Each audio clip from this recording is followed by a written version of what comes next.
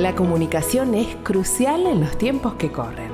No obstante, desde siempre, Dios desea que estemos conectados permanentemente con Él. Gracias por acompañarnos en Conectados con la Palabra. Gustavo Caramelino hoy nos trae el tema Identidad renovada. Nuestra identidad es determinante en la vida.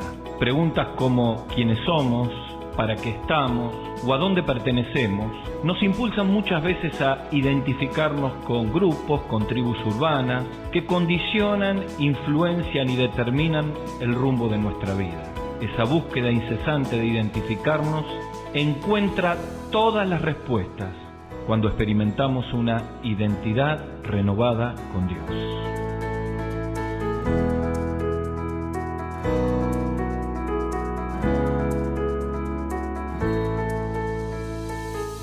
Bienvenidos a Conectados con la Palabra.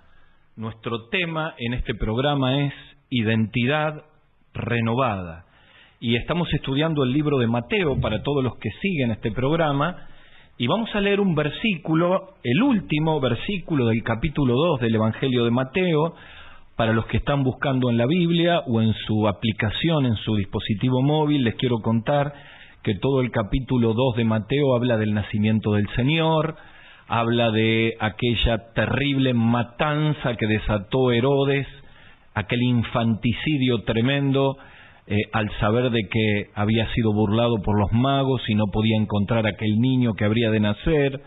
Vemos al ángel del Señor apareciéndole 3 veces a José para llevarlo a Egipto, para traerlo de vuelta cuando había muerto Herodes a Israel y finalmente para decirle que el lugar donde se habría de instalar, tal cual indicaba la profecía, no iba a ser Belén, el lugar donde nació el niño, sino en Nazaret. Y en el último versículo del capítulo 2 del Evangelio de Mateo, es el versículo 23, la Biblia dice, y vino, ¿quién vino? José, María y Jesús. Y vino y habitó en la ciudad que se llama Nazaret, para que se cumpliese lo que fue dicho por el profeta, que habría de ser llamado Nazareno. Y nuestro tema es identidad renovada. Uno de mis hijos suele decirme, mirá papá, en la juventud los amigos condicionan la vida y la identidad. Por eso es determinante quiénes son nuestros amigos, quiénes son nuestras relaciones. Miren, muchos de nosotros no nos damos cuenta cómo en la búsqueda de la identidad que se forma a lo largo de la vida nos unimos, nos entrelazamos con personas que van modificando nuestra identidad y que nos influencian de una manera negativa. Quizá en este tiempo, mientras estamos escuchando este programa, algunos de nosotros determinamos personas que están cambiando nuestra identidad con su influencia. La pregunta sería, ¿cómo se forma la identidad a lo largo de la vida? Bueno, una identidad se forma desde la niñez. El hogar, sin duda, es el lugar donde se forma o deforma la identidad de la persona. Las experiencias traumáticas y difíciles de la vida, como una separación, un abuso, una pérdida, van marcando la vida de un niño. Y finalmente las personas con las cuales nos vinculamos terminan llevándonos a una identidad que puede terminar siendo absolutamente autodestructiva.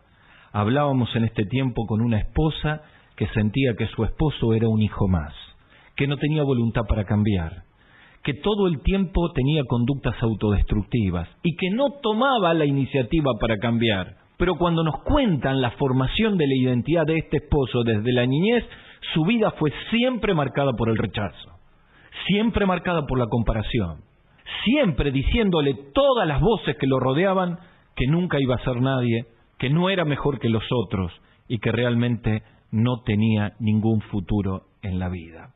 ¿Saben que los evangelios muestran la necesidad profunda de identidad en la sociedad donde Cristo nació? En realidad, la sociedad judía estaba partida.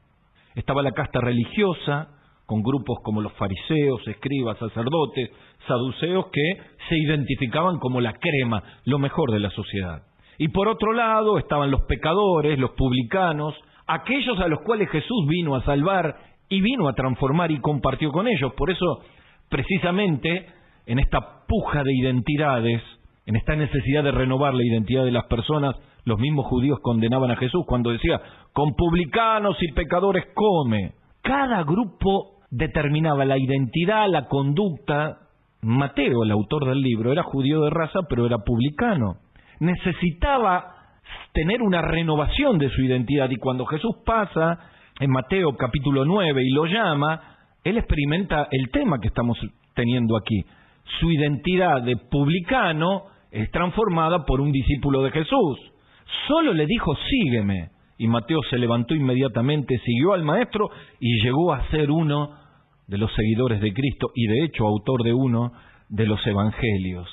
Cristo viene para renovar nuestra identidad. Así que al leer este pasaje de Mateo 2:23 y descubrir que Jesús nacía en Nazaret porque habría de ser llamado Nazareno, este concepto de Nazareno fue profundamente marcado para reconocer la identidad de Jesús y la identidad de sus seguidores. Nazareno, lo hemos leído en Mateo 2:23, una identidad renovada. Fue el apelativo aplicado al Señor Jesús, a quien le decían el Nazareno. Mateo 2:23 hemos leído, dice, para que se cumpliese lo dicho por los profetas, que habría de ser llamado Nazareno. Saben que Nazaret en hebreo viene de una palabra que es netzer, precisamente significa retoño o renuevo. Contrariamente a los que aplicaban este término al Señor, ellos decían Nazareno muchas veces de una manera despectiva. Por eso el mismo Natanael, en Juan 1:46, cuando le dicen que el Mesías venía de Nazaret, dice, ¿de Nazaret puede venir algo bueno? Pero en realidad, el Nazareno y los seguidores del Nazareno recibieron una identidad renovada porque lejos del pensamiento de los judíos, hablaban de lo que Cristo vino a hacer, a salvar la humanidad, a transformar las vidas y a cambiar a las personas. Jesús nunca se avergonzó por ser llamado Nazareno. Saben que no solamente el pueblo conocía a Jesús como el Nazareno, los mismos demonios lo llamaban así. En Marcos capítulo 1, versículo 24, le dicen al Señor, ¿qué tienes con nosotros, Jesús Nazareno? El ángel que anuncia su resurrección en Marcos 16 habla de Jesús Nazareno.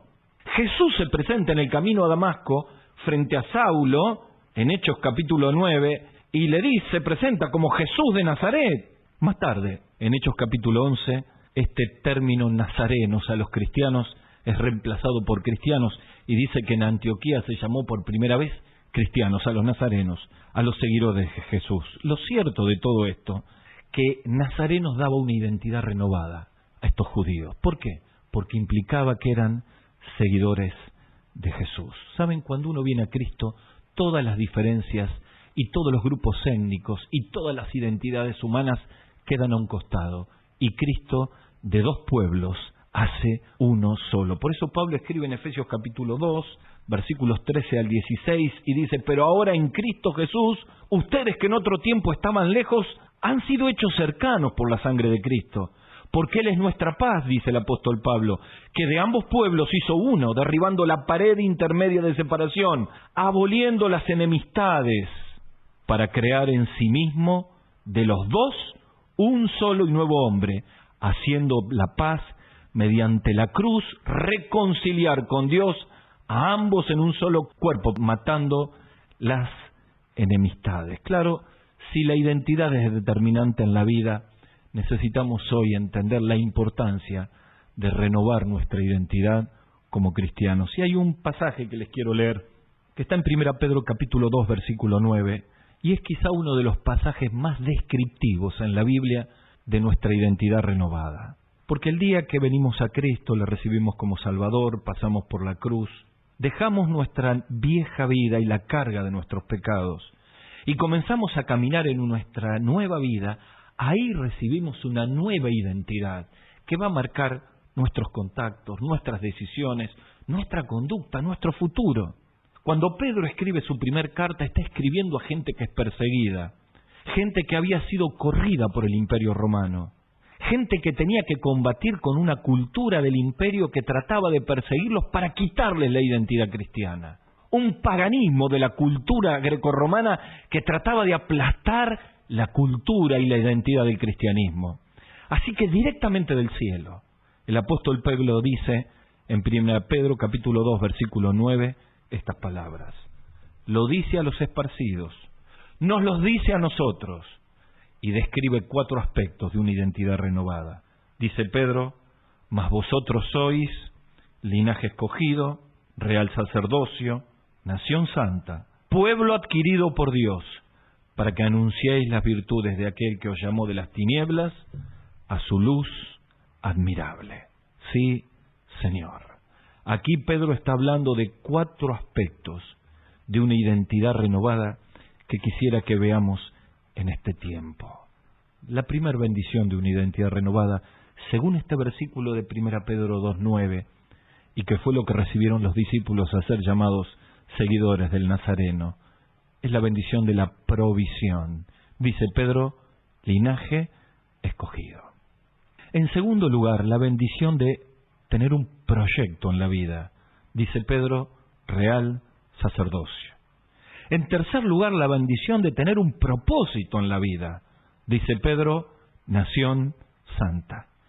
Y en tercer lugar, la bendición de la pertenencia. Dice Pedro: pueblo adquirido por Dios. 4 bendiciones de una identidad renovada. Número 1, provisión. Número 2, proyecto. Número 3, propósito. Número 4, pertenencia. Vamos al primero de todos ellos. Provisión. Linaje escogido. Pedro utiliza el concepto de Isaías capítulo 43, versículo 20, cuando habla de mi pueblo, mi escogido. Los judíos habían sido una raza elegida por Dios para ser la antorcha que iluminaría al mundo. Pero Israel no cumplió su misión. Y cuando Cristo vino, murió en la cruz y abrió la puerta de salvación a todos los hombres, a todas las etnias, a todos los grupos étnicos, a todos los que habitan el planeta y que están dispuestos a seguir a Cristo, hizo un solo linaje. Y la palabra clave aquí es escogido, porque me habla de valoración, me habla de una provisión de parte de Dios que me valoriza para poder vivir en una vida dura con un futuro marcado de parte de Dios. ¿Saben que en Hechos capítulo 22, cuando el apóstol Pablo habla del concepto de su encuentro con el Señor, utiliza la palabra escogido?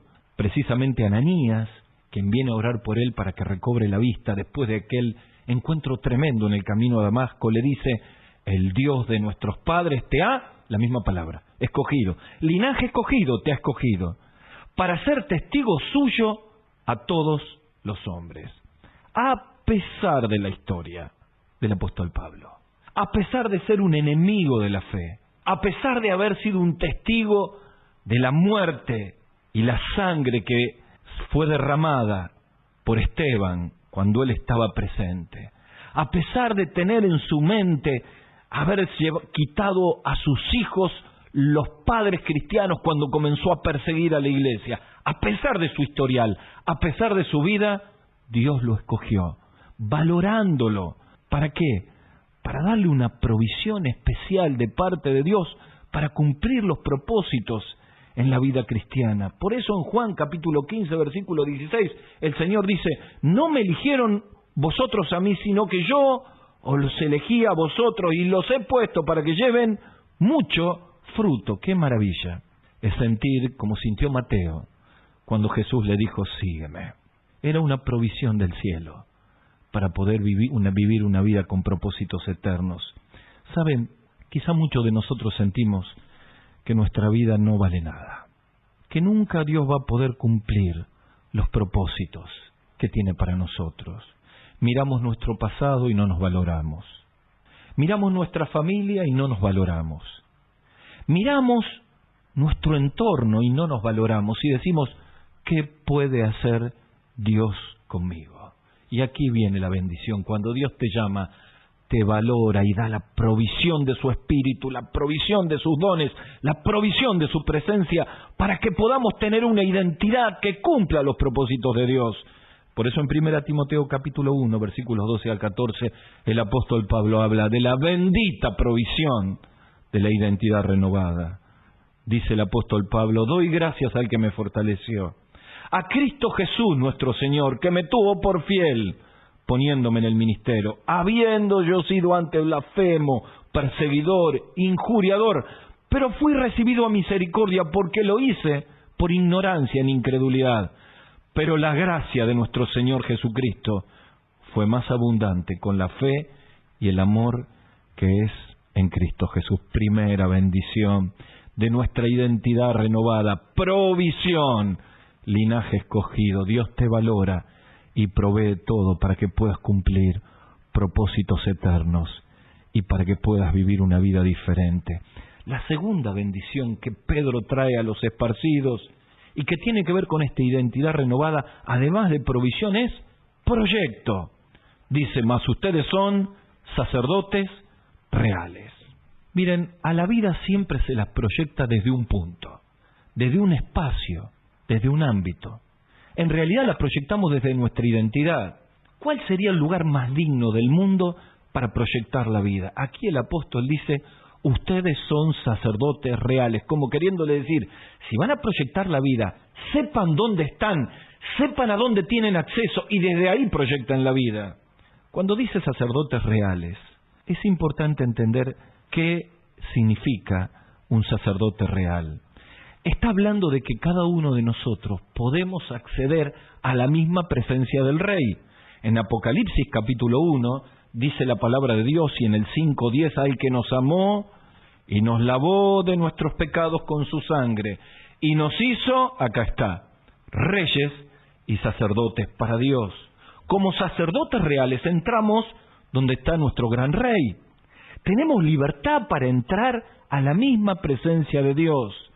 El sacerdote en el Antiguo Testamento tenía 3 funciones como sacerdote real. Primero, ofrecía sacrificios por el pueblo. En segundo lugar, intercedía por el pueblo. Y en tercer lugar, daba testimonio al pueblo de la presencia de Dios. ¿Por dónde estamos? Por esta nueva identidad que ahora nos permite estar en la misma presencia de Dios, podemos proyectar la vida. Es dramático cuando veo jóvenes que no entienden que son sacerdotes reales y proyectan la vida sin carga, proyectan la vida a cuestiones temporales. En el radar de su vida ni Dios ni la obra de Dios tienen ningún lugar. Y entonces sus proyectos son temporales, sus proyectos son pobres, sus proyectos están marcados por subidas y bajadas, por fracaso y por sobre todas las cosas, por una profunda insatisfacción. Quiero decirte, Dios nos ha dado el mejor lugar, sacerdotes reales, y desde ahí necesitamos proyectar la vida.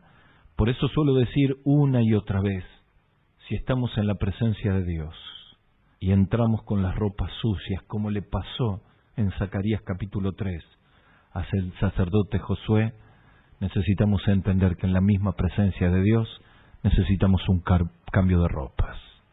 Necesitamos recibir las ropas de gala para proyectar la vida desde la misma presencia de Dios. ¿Sientes que tu vida está perdida?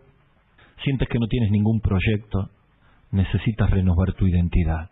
Y para eso hay que venir a su presencia, caer de rodillas, pedir perdón por todos nuestros pecados y saber que eres un sacerdote real. Cristo te dio ropas de gala. Basta de vivir una vida de miseria. Empezar a dar tu vida y tus años y tu juventud para Cristo. Primera bendición, una provisión celestial. Me habla de valoración. No importa el historial que tengo. Mi identidad me proyecta. En segundo lugar, hablamos de sacerdotes reales.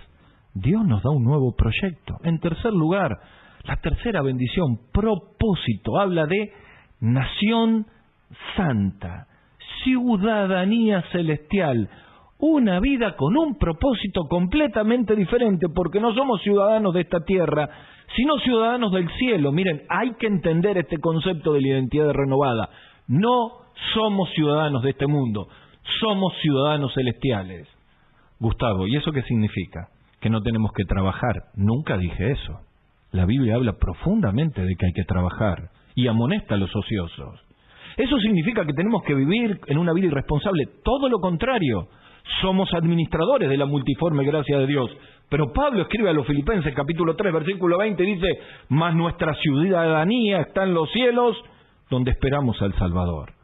Así que cuando hablamos de nación santa y hablamos de propósito de la vida y hablamos de ciudadanía celestial, significa que determinamos el propósito de nuestra vida, aunque trabajamos, tenemos una profesión, somos empleados, tenemos un emprendimiento, el propósito de nuestra vida no está atado a este mundo, sino a los propósitos celestiales.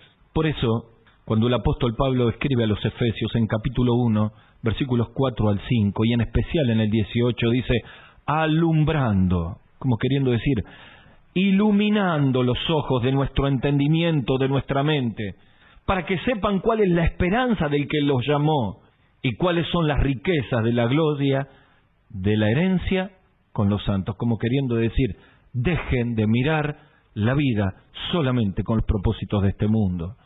¿Y qué hace que un joven, una señorita, un matrimonio puedan experimentar propósitos eternos? Una sola cosa, y es el llamado de Dios.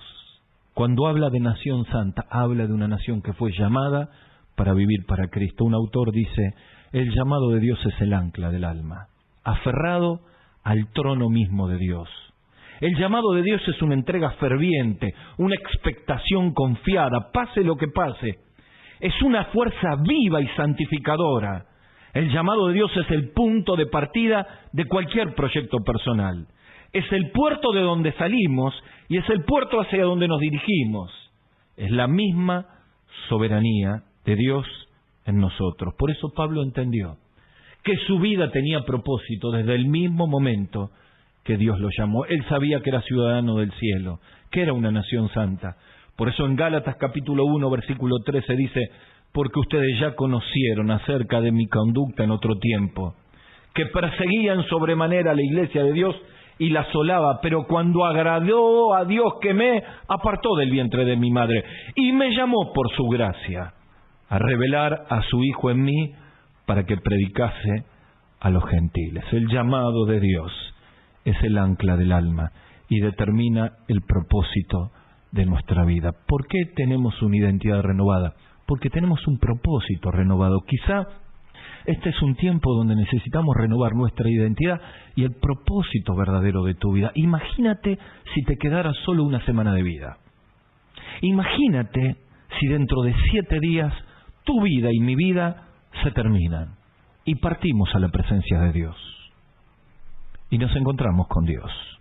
Y la pregunta va a ser inevitable. ¿Cuál fue el propósito de mi vida en esta tierra? Voy a decirte algo. Tienes un automóvil, un carro, no lo vas a llevar al cielo. Tienes una propiedad, una profesión, tienes ahorros, todo va a quedar aquí. Y algunos de nosotros hemos malgastado la vida en propósitos temporales que se mueren con nuestra vida. Necesitamos volver a escuchar el llamado de Dios. El llamado que escuchó Mateo con el sígueme, que renueva nuestra identidad, que los convierte en nazarenos, en seguidores de Jesús, en cristianos, en pequeños Cristos, en aquellos que tenemos una vida con propósito. Primera bendición de nuestra identidad, provisión. Segunda bendición de nuestra identidad, una vida con proyecto. Tercera bendición, una vida con propósito. Cuarta bendición de nuestra identidad renovada, una vida con pertenencia. Pueblo adquirido por Dios. Pedro le dice, miren, no tienen nación, están siendo perseguidos, no tienen lugar donde trabajar, quédense tranquilos, aunque sientan que no son parte de ningún pueblo del Asia, porque Nerón los está persiguiendo. Quédense tranquilos, ustedes son pueblo adquirido por Dios. Todos naturalmente necesitamos pertenecer, necesitamos tener pertenencia, sobre todo en la juventud. Qué bendición es la pertenencia celestial. Qué maravilla es poder saber que somos parte del pueblo de Dios. Por eso me acuerdo de un joven en un campamento que pertenecía a un grupo de los más duros y difíciles de uno de los estados más grandes de mi país. Pertenecía a una murga, se la llama así a un grupo que hace una danza especial. Y él vino a Cristo y estaba en el campamento. Y en una noche de arte, en una noche de cultura donde los grupos del campamento competían, se le pidió a él que vuelva a bailar. Él se negó una y otra vez, pero todos sabían de las piruetas que hacía y que con esas piruetas iba a ganar su grupo, así que Tanto le insistieron que terminó haciéndolo. Pusieron la música, comenzó a danzar, a dar piruetas. El aplauso de todo el auditorio fue tremendo. Su grupo ganó. Todos cantaban con alegría. Pero él se sentó en el primer asiento, agachó la cabeza y se puso a orar. Cuando yo lo vi, me acerqué a él y le dije, ¿qué te pasa? Y él me dijo, volvió todo el pasado. Cuando yo estaba en el lugar donde yo estaba, Fuerte Apache, así se llama. Danzábamos al ritmo de los tambores. Después consumíamos droga, cometíamos los peores pecados. No quiero escuchar más esa música, yo tengo otra identidad. No quiero bailar más esas cosas, me hacen acordar al pasado. Así que oré con él y le dije, querido, vos tenés una identidad renovada, porque sos un pueblo adquirido por Dios. Sos linaje escogido, sos nación santa, sos pueblo adquirido por Dios. Esa es nuestra identidad renovada. ¿Para qué? Y aquí viene la meta.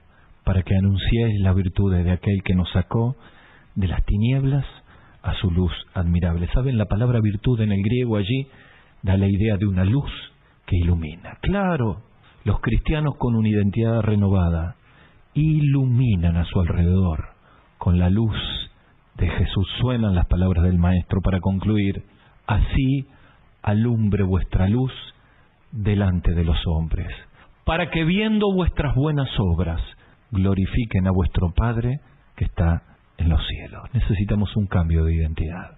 Necesitamos renovar nuestra identidad. Vamos a orar, vamos a venir a los pies del Señor.